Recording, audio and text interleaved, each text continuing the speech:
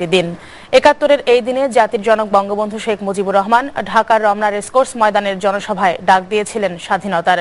বিরল ঐতিহাসিক সেই ভাষণে কেবল যুদ্ধের ঘোষণা নয়, ছিল যুদ্ধ জয়ের কৌশলও। বিস্তারিত জানাচ্ছেন ফারজানা শোভা।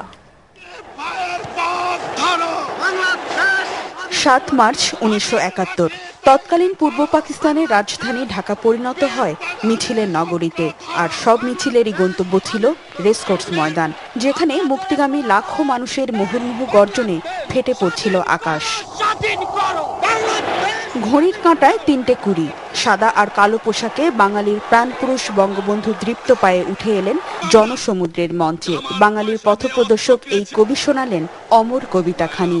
এবারে সংগ্রাম আমাদের মুক্তির সংগ্রাম, এবারে সংগ্রাম স্বাধীনতার সংগ্রাম। একটি ভাষণের মধ্য দিয়ে জাতির জনক বঙ্গবন্ধু সমস্ত নিরস্ত্র বাঙালি জাতিকে সশস্ত্র বাঙালি জাতিতে রূপান্তরিত করেছিলেন। কারণ ৭ই মার্চেই আমাদের বঙ্গবন্ধুর স্বাধীনতার প্রথম ঘোষণা।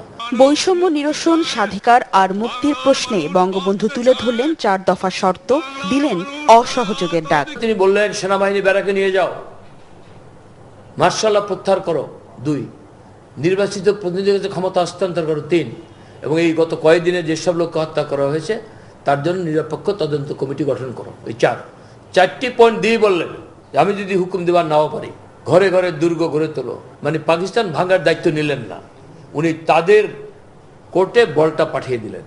দলের অভ্যন্তরে স্বাধীনতার সরাসরি ঘোষণার পক্ষ বিপক্ষের চাপ, সরকারি হুমকি উপেক্ষা করেই শেখ মুজিব দেখালেন মুক্তির পথ। তিনি সরাসরি স্বাধীনতার কথা বললেন না, কারণ তা বললে তিনি বিচ্ছিন্নতাবাদী নেতা হিসেবে বিবেচিত হতেন। সারা বিশ্বের জনমতের নৈতিক সমর্থন থেকে বঞ্চিত হতাম আমরা। এত স্পষ্ট রাজনৈতিক ভাষণ ইতিহাসে বিরল। ১৮ মিনিট ৩১ সেকেন্ডের ভাষণে বঙ্গবন্ধু শুধু যুদ্ধেরই ডাক দেননি, দিয়েছিলেন যুদ্ধ জয়ের দিক নির্দেশনাও। গেরিলা পদ্ধতি যুদ্ধটি করতে হবে, লড়াইটি করতে হবে, এবং তিনি যেন দিব্য দৃষ্টিতে দেখেছিলেন যে হয়তোবা চরম মুহূর্তে তিনি থাকবেন না। পরিমিত দূরদর্শী এই ভাষণ কেবল বাংলাদেশেই নয়, আন্তর্জাতিক অঙ্গনে বঙ্গবন্ধুকে দিয়েছে কিংবদন্তির সম্মান, আখ্যায়িত করেছে রাজনীতির কবি হিসেবে। রক্ত যখন দিয়েছি, রক্ত আরো দেব, এই দেশের মানুষকে মুক্ত করে ছাড়বো ইনশাআল্লাহ। ফারজানা শোভা, SA টিভি, ঢাকা। এদিকে বঙ্গবন্ধুর প্রতিকৃতিতে শ্রদ্ধা নিবেদন, আলোচনা সহ নানা আয়োজনে ঐতিহাসিক ৭ই মার্চ উদযাপন করছে ক্ষমতাসীন দল আওয়ামী লীগ। সকালে ধানমন্ডিতে শ্রদ্ধা নিবেদন এবং মতবিনিময় সভায় দলের সাধারণ সম্পাদক ওবায়দুল কাদের শঙ্কা জানান, আগামী নির্বাচনকে সামনে রেখে উগ্রবাদীরা আবারও মাথা চাড়া দিয়ে উঠতে পারে। তার দাবি, ৭ই মার্চের ইতিহাসকে স্বীকার করে না বিএনপি। বিস্তারিত জানাচ্ছেন মাইনুল শোভন। ৭ই মার্চ বঙ্গবন্ধুর ঐতিহাসিক ভাষণের এই দিনটির শুরুতেই ধানমন্ডিতে বঙ্গবন্ধুর প্রতিকৃতিতে কেন্দ্রীয় নেতাদের নিয়ে শ্রদ্ধা জানান আওয়ামী লীগ সাধারণ সম্পাদক। একে একে নেতাকর্মীরা শ্রদ্ধা জানান জাতির জনকের প্রতি। সেখানে ওবায়দুল কাদের অভিযোগ করেন, ইতিহাস জবরদখলের রাজনীতিতে বিশ্বাস করে বিএনপি, তাই ৭ই মার্চকে স্বীকৃতি দিতে চায় না তারা। এটা হলো চেতনার ব্যাপার, মূল্যবোধের ব্যাপার, অনুভূতির ব্যাপার, আদর্শের ব্যাপার। তারা তো ইতিহাস স্বীকার করে না, ক্ষমতা এলে ইতিহাস জবরদখল করে। এদিকে দুপুরে ধানমন্ডিতে সভানেত্রীর কার্যালয়ে স্বেচ্ছাসেবক লীগের সাথে মতবিনিময় সভায় আগামী নির্বাচনকে সামনে রেখে জঙ্গিবাদ নিয়ে শঙ্কা জানান কাদের। আমরা যদি মনে করি আমরা হোলি আর্টিজান থেকে বেরিয়ে এসেছি, আমরা ভুল করব। আমরা যদি মনে করি আমরা সোলাকিয়া থেকে বেরিয়ে এসেছি, তাহলে কিন্তু আমরা ভুল করব। আমরা এখনো বেরোতে পারি, এখনো অনেক পথ পাড়ি দিতে হবে। আগামী নির্বাচনে কে সামনে রেখে এই অপশক্তি আবার আঘাত আনতে পারে।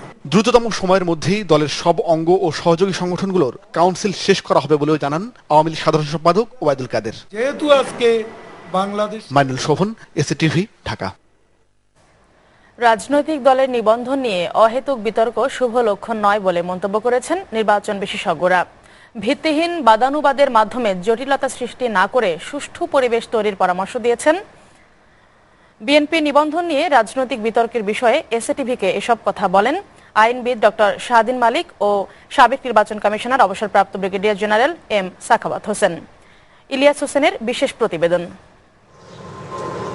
গণপ্রতিনিধিত্ব আদেশ আরপিও অনুযায়ী 5টি কারণে রাজনৈতিক দলের নিবন্ধন বাতিল করতে পারে নির্বাচন কমিশন, যার অন্যতম হচ্ছে পরপর দুবার জাতীয় সংসদ নির্বাচনে অংশ না নেয়া। তবে চূড়ান্ত সিদ্ধান্তের আগে শুনানির সুযোগ রয়েছে। বিএনপি নিবন্ধন নিয়ে রাজনৈতিক মহলে চলছে বিতর্ক। নিবন্ধন বাতিল হয়ে যাবে এমন ঝুঁকি নিয়ে বোকার মতো নির্বাচনে না আসার সিদ্ধান্ত নেবে, এই কাজটি বিএনপি করবে বলে আমার মনে হয় না।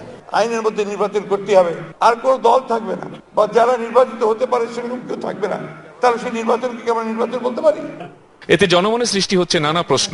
তবে দুটি প্রধান দলের এই বিতর্ক সুষ্ঠু নির্বাচনী পরিবেশের অন্তরায় বলে মনে করছেন আইনবিদ ডক্টর শাহদিন মালিক ও সাবেক নির্বাচন কমিশনার অবসরপ্রাপ্ত brigadier general M Sakhawat Hossain.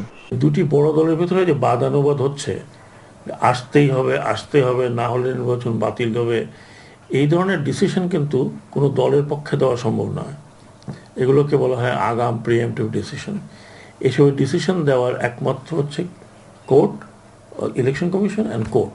আলাপ আলোচনা গত কয়েকদিনে যে আইন কেন্দ্রিক হয়ে গেছে, এটা কিন্তু আমি এটাকে শুভ লক্ষণ দেখছি না। যদি একদল বলেন আইনের কারণেই অন্য দলকে অংশগ্রহণ করতে হবে, তাহলে কিন্তু অংশগ্রহণ যেই কারণে করে সেই কারণটা উজ্জ্বল থেকে যাচ্ছে। তারা মনে করেন আগামী নির্বাচন দেশের জন্য খুবই গুরুত্বপূর্ণ। এ কারণে আইনি বাধ্যবাধকতা নয়, দরকার সুষ্ঠু রাজনৈতিক পরিবেশ। আমাদের আলোচনাটা হওয়া উচিত নির্বাচন কিভাবে সুষ্ঠু হবে, এটা আমরা কিভাবে নিশ্চিত করতে পারি, যাতে সব দল আলোচনা করতে পারে না। আইনের দোহাই দেওয়াটা মনে হয় একটা রুচিপূর্ণ আলোচনার দিকে আমরা যাচ্ছি না। গত নির্বাচন নিয়ে মানুষের মনে যে ধরনের নেতিবাচক বিষয়, যেভাবে নির্বাচনী ব্যবস্থাপনার উপর মানুষের বিশ্বাস হারিয়েছে, এই ধরনের কথাবার্তা মানুষকে আরো সন্দিহান করে তোলে। কোন দলকে আলাদা করে না দেখে সংসদের আগের নির্বাচনগুলোতে নির্বাচন কমিশনকে আস্থা অর্জনে মনোযোগী হওয়ার পরামর্শ দেন ডক্টর শাহদিন মালিক ও এম সাখাওয়াত হোসেন।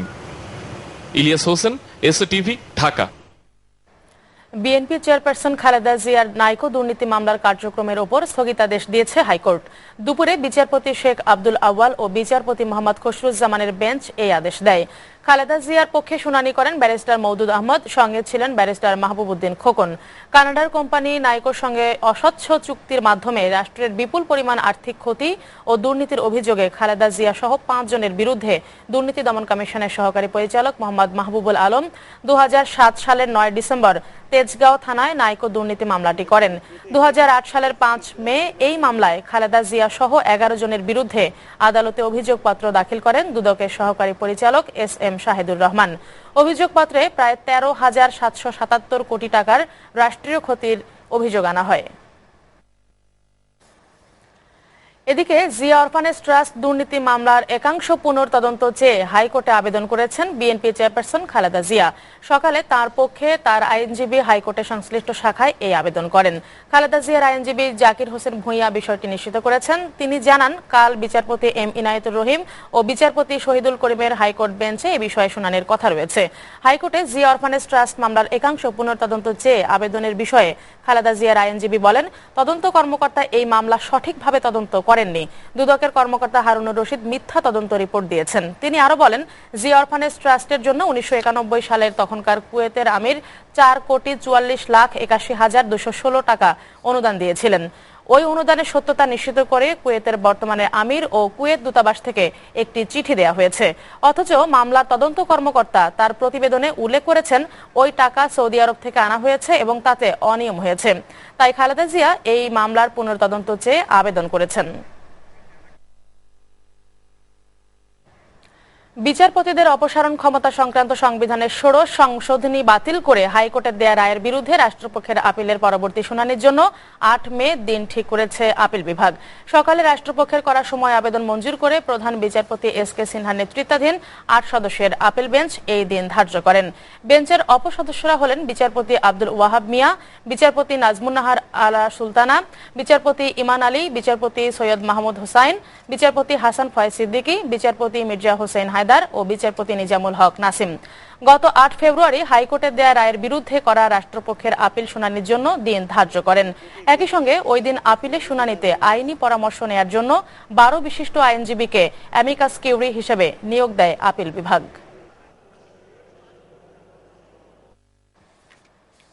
ভারত মহাসাগরীয় অঞ্চলকে আরো শান্তিপূর্ণ ও সমৃদ্ধ হিসেবে গড়ে তুলতে সামুদ্রিক সহযোগিতার জোরদারে এই অঞ্চলের জোট ইন্ডিয়ান ওশান রিম অ্যাসোসিয়েশনের নেতাদের প্রতি আহ্বান জানিয়েছেন প্রধানমন্ত্রী শেখ হাসিনা। এই অঞ্চলের উন্নয়নে দক্ষ নাবিক তৈরিতে Indian ocean technical and vocational university নামে বাংলাদেশে একটি বিশ্ববিদ্যালয় প্রতিষ্ঠারও প্রস্তাব করেন তিনি।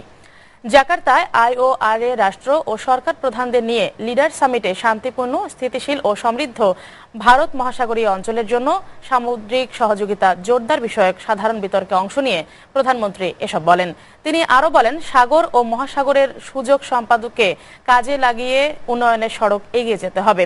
সেই সঙ্গে নাবিক ও সমুদ্র খাতের অন্যান্য কর্মীদের নিরাপত্তা ও অধিকার নিশ্চিত করতে বিশ্ব নেতাদের প্রতি আহ্বানও জানান তিনি। এর আগে স্থানীয় সময় 8:30টার দিকে সফরকালে আবাসস্থল হোটেল শাংরি-লা থেকে 20তম জাকার্তা সম্মেলন কেন্দ্রে পৌঁছান প্রধানমন্ত্রী শেখ হাসিনা। এ সময় তাঁকে স্বাগত জানান ইন্দোনেশিয়ার প্রেসিডেন্ট জোকো উইদোদো। সম্মেলনে ভারত মহাসাগরের তীরবর্তী 21টি দেশের রাষ্ট্র ও সরকার প্রধান এবং প্রতিনিধিরা এতে যোগ দেন।